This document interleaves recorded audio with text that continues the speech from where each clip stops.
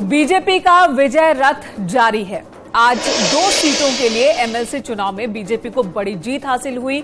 एक सीट पर बीजेपपी के ही पद्मसेन चौधरी ने जीत दर्ज की, तो दूसरी सीट पर मानवेंद्र सिंह को जीत हासिल हुई।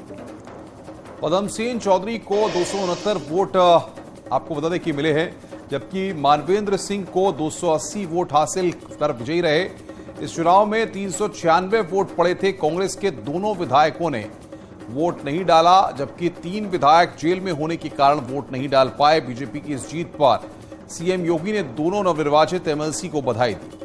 सीएम योगी ने कहा कि उत्तर प्रदेश विधान परिषद के सदस्य पद के लिए हुए उपचुनाव में डबल इंजन सरकार के प्रत्याशी पद्मसेन चौधरी और मानवेंद्र सिंह को जीत मिली है।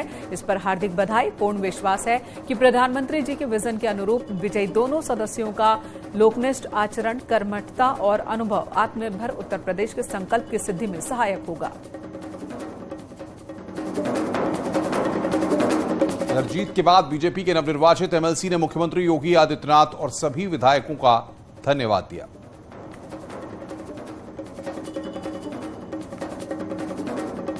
केंद्रीय नेतृत्व, प्रदेश नेतृत्व, हमारे पार्टी की नीतियां और हमारे सम्मानित जो हमारे विधानसभा के सदस्य हैं, उन सबको धन्यवाद देना चाहता हूं। उनका आभार व्यक्त करना चाहता हूं कि उन्होंने जिस तरीके से अपने मत का प्रयोग किया, भारतीय जनता पार्टी को बड़े लक्ष्य के साथ जीत दिलाई।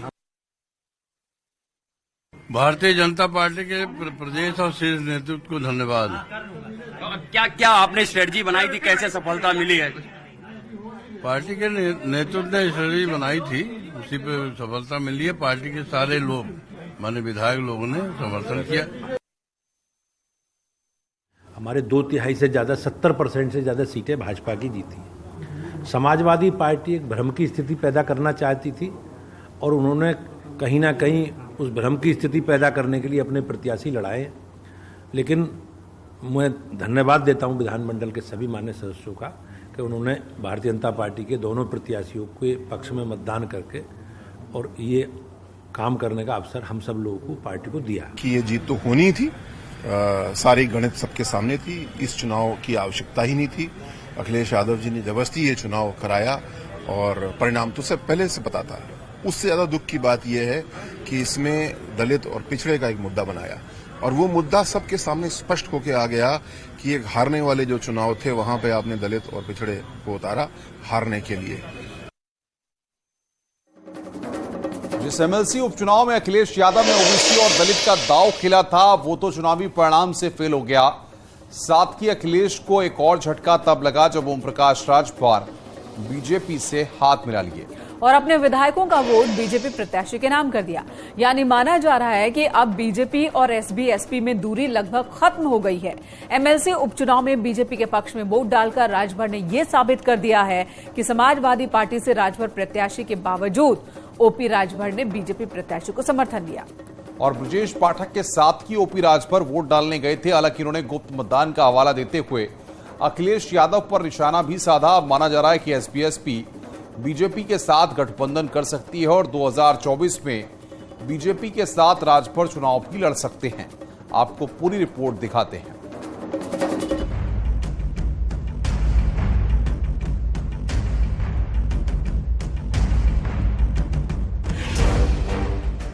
जिस चुनाव में पहले से हार तय थी, जिस चुनाव में अखिलेश के पास संख्या बल की कमी थी, उस चुनाव में अखिलेश ने दलित दांव खेलकर माहौल तो जरूर टाइट कर दिया, लेकिन एमएलसी उपचुनाव के फाइट में वो फिर से फेल हो गए। इस बार फिर उनकी रणनीति पर पानी फिर गया और दोनों सीटों के साथ ही अखिलेश का प्लान भी चौपट हो गया।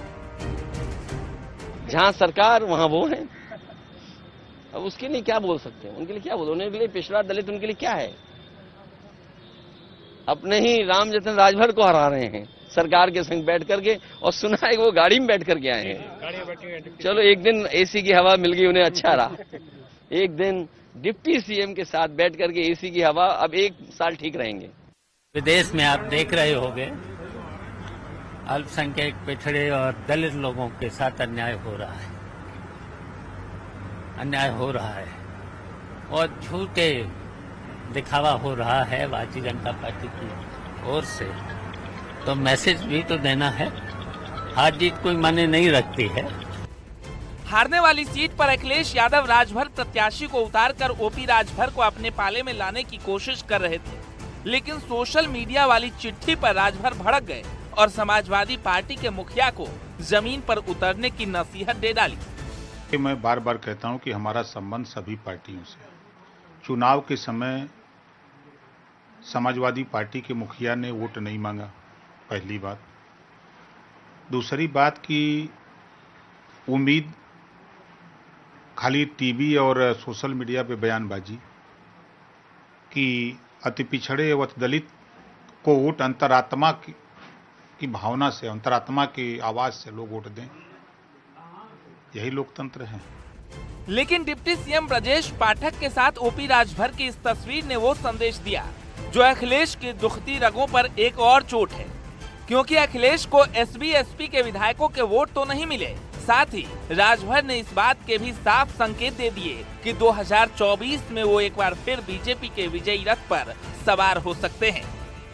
भैया देखो, बाबा साहब डॉक्टर अम्बेडकर ने व्यवस्था दिया है कि गुप्त मतदान, अब उसको आप लोग खुद समझदार हैं। हाँ, 5 विधायकों ने वोट दिया, एक वाले की तैयारी में है जेल में वोट डलवाने। जो उत्तर प्रदेश की जनता का गाढ़ी कमाई का धन समाजवादी पार्टी ने बर्बाद किया है, आने वाले दिनों में समाजवादी पार्टी को इसका खामियाजा भुगतना पड़ेगा। केवल लोगों को गुमराह करने के लिए मैं कह सकता हूं, यह राजनीतिक थेथराई है। वो जानते हैं कि उनके पास मतों की संख्या नहीं है, जानते हैं कि वो हेड्स नहीं है, तब भी वो दुगने से अधिक वोट भारतीय जनता पार्टी के पास हैं, फिर भी वो चुनाव में गए हैं। ये राजनीतिक बेशर्मी, राजनीतिक थेथराई है। दरअसल ऐसा पहली बार नहीं होगा जब ओपी राजभर बीजेपी में शामिल हो सकते हैं। इससे पहले भी बीजेपी के साथ जीत का स्वाद चख चुके हैं। 2017 में बीजेपी के साथ मिलकर चुनाव लड़ा, 8 सीटों में 4 सीटों पर एसबी-एसपी की जीत हुई।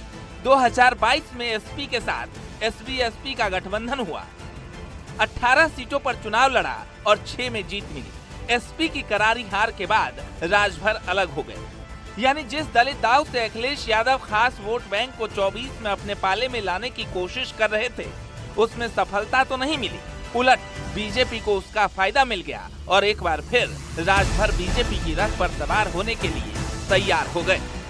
Bureau report, news 18।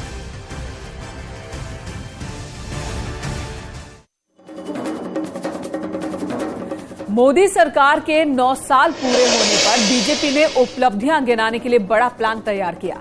इसके लिए यूपी से उत्तराखंड तक के मुख्यमंत्री संवाद कार्यक्रम के मार्फत उन तमाम योजनाओं का जिक्र कर रहे हैं जिससे जनता बीते 9 सालों में जुड़ी है और जनता को उन योजनाओं का लाभ भी मिला है। तो दूसरी तरफ विपक्षी दल बीजेपी के इस कार्यक्रम पर भी हमलावर हैं। दरअसल मोदी सरकार के 9 साल पर संवाद कार्यक्रम रखा गया है। इसके जरिए बीजेपी सरकार की उपलब्धियां गिना रही है कि इन सरकार की योजनाओं से लाभ का संदेश दिया जा रहा है। महाजनसंपर्क अभियान से हर घर दस्तक की भी अब तैयारी है। राज्यों में बीजेपी जन जन तक केंद्र की नीतियों को पहुंचाएगी। बीजेपी नेता बूथ स्तर तक जनता से संवाद करेंगे और यही बात विपक्ष को खटक रही है। आइए आपको पूरी रिपोर्ट दिखाते हैं कि आखिर विपक्ष क्यों लाल है। नरेंद्र दामोदर दास मोदी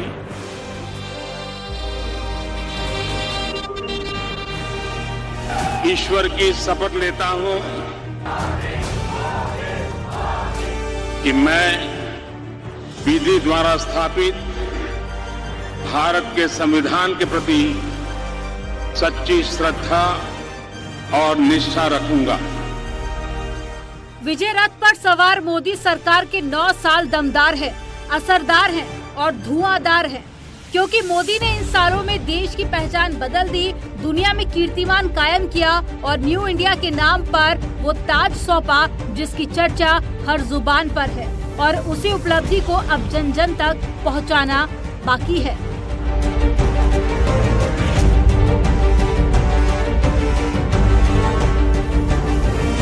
तो पिछले 9 वर्ष के अंदर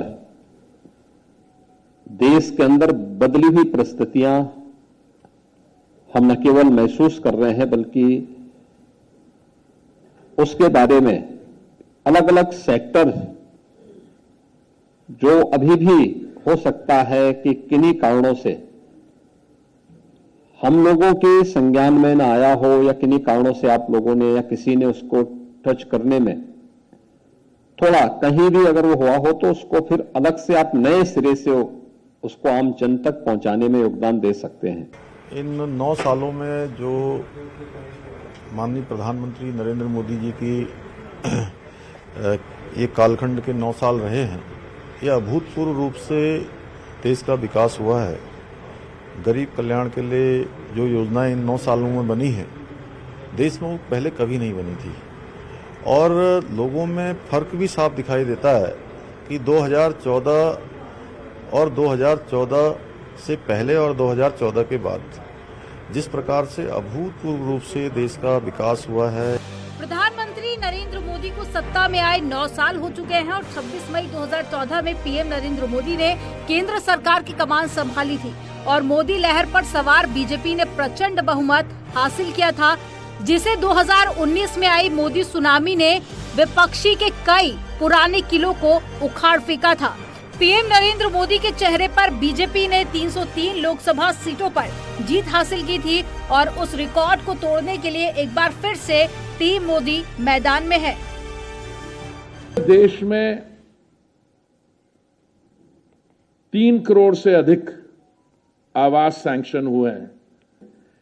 तो आप हमारे आंकड़े देखें तो 3 करोड़ से अधिक, जिसमें प्रधानमंत्री आवास योजना जो अर्बन इलाके का है, अर्बन क्षेत्र का है, उसमें उत्तर प्रदेश में ही 17,42,505 आवास सैंक्शन हुए। 9 साल में पीएम मोदी ने कई बड़े फैसले लिए जिसे अब गिनाया जा रहा है, लेकिन विपक्ष को ये नागवार गुजर रहा है। अखिलेश यादव ने मोदी सरकार के 9 साल पूरे होने पर निशाना भी साधा और वोट के नाम पर सियासी वोट देने की कोशिश की। 9 साल अब 10 नंबर ही हो जाएंगे, 10 साल पूरे हो जाएंगे। क्या उम्मीद करोगे? बिजली महंगी, कोटा बिजली का नहीं बढ़ा पाए, NHAI से किसी एक्सप्रेसवे के लिए बजट नहीं ला पाए। कहते हैं हम मुख्यमंत्री हैं। अरे NHAI का एक्सप्रेसवे का एक बजट लाए हो तो बता दें आप। और प्रदेशों में एक्सप्रेसवे के लिए बजट मिल रहा है, NHAI बजट दे रहा है। और जिस देश को प्रधानमंत्री इस प्रदेश ने दिया, NHAI का बजट क्या है? मुझे याद है प्रधानमंत्री के क्षेत्र में जब बिजली दी गई थी तो यही मांग की थी समाज सरकार ने कि बिजली का कोटा बढ़े।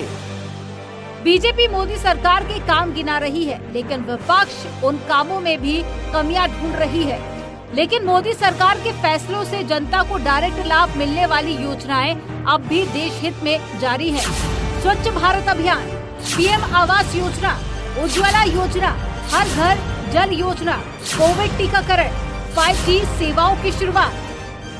मोदी सरकार की इन्हीं योजनाओं को अब घर घर तक पहुंचाया जा रहा है और 2024 की जमीन तैयार की जा रही है, क्योंकि बीजेपी का लक्ष्य इस बार 303 सीटों की जगह 350 के आंकड़े को पार करना है। इसके लिए बीजेपी अब सभी राज्यों में अपने कामकाज को गिना रही है और यही वजह है कि कांग्रेस से लेकर समाजवादी पार्टी तक बीजेपी पर हमलावर है। Bureau report, news 18। सहारनपुर में सम्राट मेहर भोज को लेकर गुर्जर और राजपूत समाज में टकराव की स्थिति बन गई।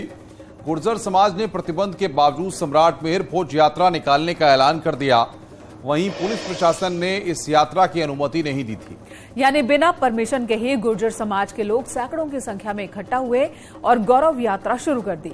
जब राजपूत समाज ने यात्रा का विरोध किया तो हंगामा शुरू हो गया, जिसके बाद दोनों समाज आमने सामने आ गए और एहतियातन इंटरनेट सेवा बंद करनी पड़ी।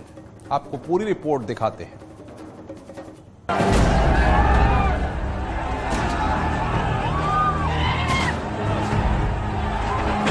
सम्राट मिहिर भोज के वंशज होने का दावा करने वाले राजपूत और गुर्जर में गतिरोध जारी है। एक बार फिर मिहिर भोज को अपना बनाने की तैयारी है, जिसके लिए सहारनपुर में प्रतिबंध के बावजूद गौरव यात्रा की सियासी सवारी है।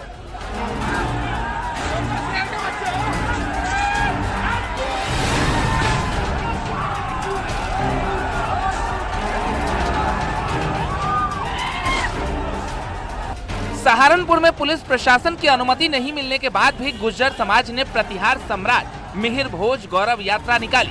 पुलिस ने जगह जगह बैरिकेडिंग कर रखी थी, लेकिन पुलिस इंतजामों को ताक पर रखते हुए गुर्जर समाज के हजारों लोग इकट्ठा हो गए। हजारों संख्या में आई इस भीड़ के आगे पुलिस प्रशासन बेबस नजर आया और फिर पूरे जनपद में तनाव का माहौल बन गया।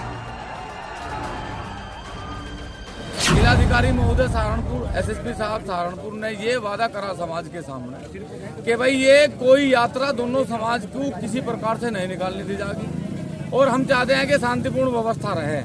हमने सहयोग करा, अपने समाज की एक पंचायत करी और गुज्जर समाज के लोगों को और अपने समाज के लोगों को समझाया कि भाई आपस में हम लोग ना लड़े ना भिड़े और सब लोग शांतिपूर्ण तरीके से चल रहे, शासन प्रशासन का सहयोग करें। दरअसल गुज्जर समाज के लोगों ने मिहिर भोज गौरव यात्रा की इजाजत मांगी। राजपूत समाज ने यात्रा का विरोध कर दिया।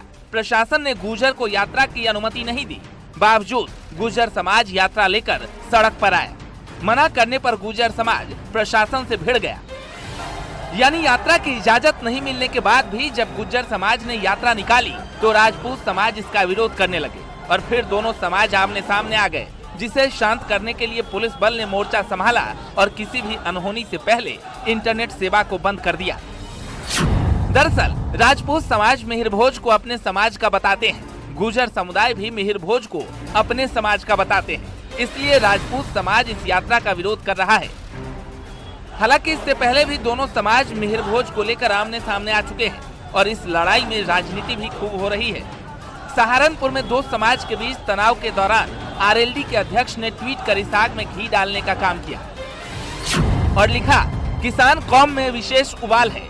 सहारनपुर में चली गुज्जर समाज की यात्रा इसका साफ प्रतीक है। यानी जिस मिहिर भोज की लड़ाई दो समाज के बीच है, उसका सियासी फायदा उठाने के लिए नेता भी अब मैदान में है। हालांकि राजपूतों का कहना है कि सम्राट मिहिर भोज के नाम पर राजनीति नहीं होनी चाहिए, लेकिन गुर्जर समाज इस मसले का भी राजनीतिकरण कर रहा है। Bureau report, news 18।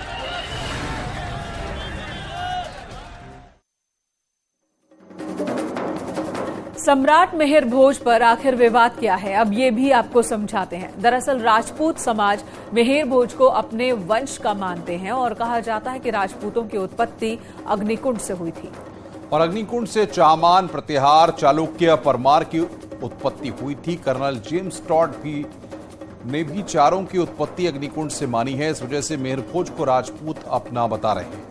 तो वहीं गुर्जर समाज का कहना है कि मिहिर भोज गुर्जर प्रतिहार वंश के सम्राट थे। नागभट्ट प्रथम ने गुर्जर प्रतिहार वंश की स्थापना की थी। गुर्जर प्रतिहार वंश का होने के कारण गुर्जर मिहिर भोज को अपना बताते हैं।